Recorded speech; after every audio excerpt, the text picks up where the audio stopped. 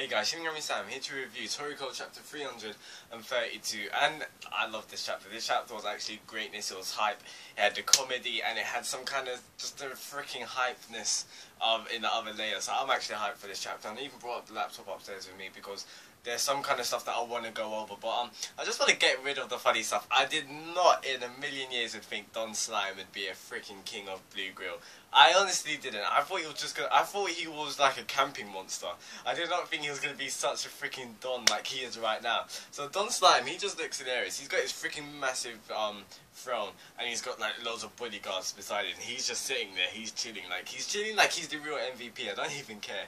It's hilarious. And we see it brought back such nostalgia in this chapter. We see Ichiryu in this chapter. What did he do that hand sign? Did he do the peace hand sign? I need to check again because that just I'm gonna put it as the thumbnail because that's just freaking sick. I think he was generally my favorite character. I'm not even gonna lie because he was just so funny as well, and he was always a jokey. He was a very comedic character. And when he got serious, like man. Like, he got freaking serious. It was just like, feck. But I honestly did like him. And we find out that he's stronger than Don Slime. So we obviously do know that Don Slime is strong. I'm betting he's at around maybe the same strength level of Toriko or even higher. We did know that when Ichiryu was alive, there was a massive gap in strength between Toriko and Ichiryu. Basically, the four Heavenly Kings and Ichiryu, there was a massive gap in strength. I'm not saying that the four Heavenly Kings have managed to like surpass him, but I think they've managed to like bridge it a bit better. That's what I honestly think, in my opinion. But there's obviously still a big power gap, so I'm guessing Don Slime's obviously a beast. I don't know why he's a food spirit still. I think maybe it doesn't say on this page, but I'm still kind of baffled why he's not.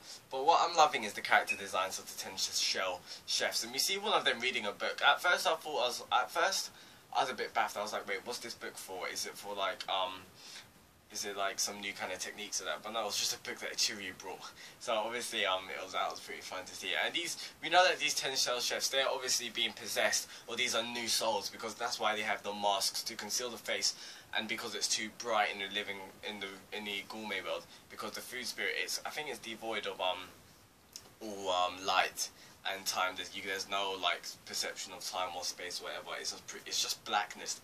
That's pretty much what it is. So we know that those 10 shell chefs, they've either been possessed or they've got new souls in. I do not know, but that's the function of their masks pretty much. And we know that they've been living for a long time. So one guy was like what, 60? Some guy said centuries. So these guys are old, and they met Ichiryu when Ichiryu was young.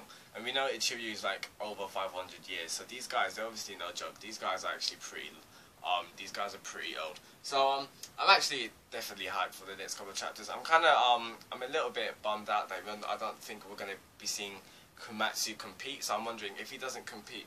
I'm guessing do these 5 have to compete to allow everyone else to go through?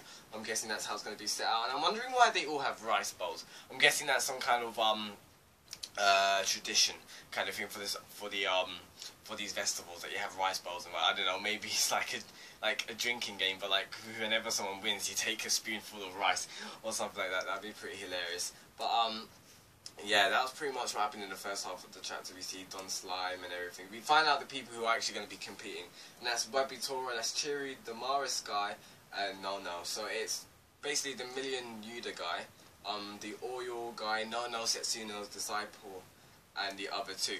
And what I wanted to get in, this is why I brought on my laptop, because I knew that I wouldn't have remembered word for word what Komatsu and this guy said. I honestly want to know why, because in the previous chapter there was the guy who was pouring over Komatsu's face and it looked like he wanted to possess him.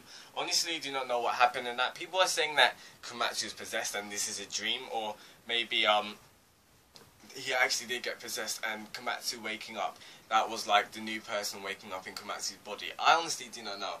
I think my speculation was that the guy tried to possess Komatsu, but due to Komatsu's gourmet cells, it was that strong, he couldn't do it. Like his gourmet cells within Komatsu's body, it kind of kicked him out, or like kind of stopped him from getting in. So we find out about the soul trade, and this soul trade of in Blue Grill, this is what I was saying about. I think I even said in a previous chapter review, like it's such a beautiful place to live in, but it's got its shadows, it's got its dark places, and you can know because all this beauty and all these things which have been built up, it was built up from like dirty business pretty much, from the soul trade. And these soul trades, these people, they get their souls taken out and put in new souls if they're something is wrong with them. If it's not even like an imperfection.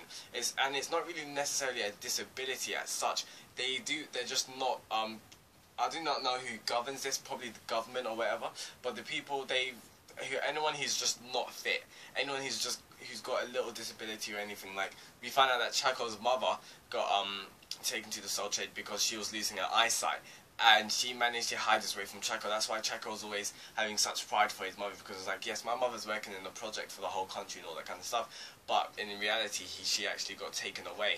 So this is why we also found out that Chaco kind of got taken away, because Chaco's got no sense of taste and smell, and that's why he was just like, oh yeah, your food smells disgusting, your food tastes disgusting. So obviously Komatsu is pretty ballsy out here in this chapter, and it's obviously a large character development from the start of the series, because I remember, like, in chapter 1 or chapter 2, or just from the earliest chapters, like for the first, I don't even know, maybe 50 chapters or whatever, Komatsu really was just like crying. He was just like, Toriko, Toriko. So we can know from I'm obviously thinking it's from his death experience, when he got his heart basically gouged out, that he's obviously picking up a bit of courage in that, and he knows that he can't just rely on Toriko and Zebra and Sunny and Coco. He has to fight for himself, knowing that he's got gourmet cells as well. I definitely think he can defend himself, or at least make a change. That's honestly what I think. And yeah, we'll just find out about they're all slaves to the Nitro. So the Nitro just coming back in.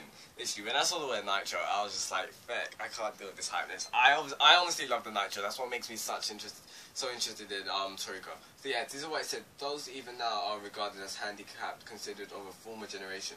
Those make up approximately 10% of our entire population. So we know these people that are handicapped. These are the ones who, from the former generation, when they got injected by the Nitro with these gourmet cells, it weren't fully compatible with their body. So these people, they managed to have like mutations, and they managed to mutate and or have all these type of disabilities and become handicapped. These are the people whose souls were traded. Like, they weren't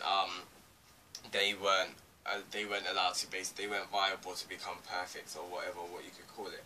So I believe that is part of like the project. The whole project, we still do not know what the project is. It's just, all we know is that they're forced with manual labour with no end in sight. And we know freaking Komatsu's coming now. Komatsu's gonna come. I think Komatsu's honestly gonna try and save Chaco. Honestly, we do not know what Komatsu can do. That's the thing, because you see this guy, he takes the soup. I don't know if he smells it, but he knows the soup's goodness right now. He knows that soup's gonna be greatness if he tries it. So we know Komatsu's just like, Chaco probably has some kind of taste handicap. Please tell me that Chaco's been taken away. So Komatsu's gonna actually to the summit of Shell Mountain Eternal Kitchen. That's freaking sick. So these people that are obviously taking manual labour, I'm guessing it's just literally cooking. They're just peeling stuff and cutting and dicing and slicing. So it's obviously just labour. That's all I think, to be fair. And we know in a couple of chapters, Komatsu's going to find out all about the country's secrets. I honestly think this is going to link back with Whale King Moon. I honestly do. And another, and the fish dish and everything. It's going to be great, because we know that Komatsu heard about the showdown, but we don't know if Komatsu is actually going to be competing. We see the 5 people, and it just looks great. This is actually, I'm so hyped, because the freaking 10 shell chefs, one of them looks like Don Slime. Honestly, I do not know why, but I honestly do not know. But he knows. You see, Don Slime just laughing at the end. So obviously, Don Slime knows that some greatness is going to happen. So I'm actually hyped to see what's going to happen. And we do know that these chefs, I'm guessing these chefs are on equal ground with the human world chefs or the 10 shells, because these human world chefs, they were at the top. They're nothing to joke about. I honestly was thinking, I actually forgot myself, because for the majority of the series of Toriko, it's just been fighting. We haven't really seen much of the chef's strengths apart from the cooking festival. So I honestly did forget about their strengths. So they're obviously gonna be able to handle it easily. It's gonna be a good fight. It's gonna be a good freaking contest, and I'm hyped to see what's going to happen. There's going to be some Shokugeki somewhere up in there. This is going to be greatness. So tell me your thoughts in the comments below. What do you think is going to happen in the next couple of chapters with Komatsu? I'm trying to find Chaco. How we saw how these 10 shell chefs, they knew about Ichiryu. So tell me your thoughts in the comments below. Shinigami-san, are you hyped for the next chapter of Toriko as much as I am? Let's just see such greatness. Every chapter is amazing. So the Shinigami-san, subscribe for weekly reviews of Toriko. See you next week for chapter 333. Shinigami-san, goodbye.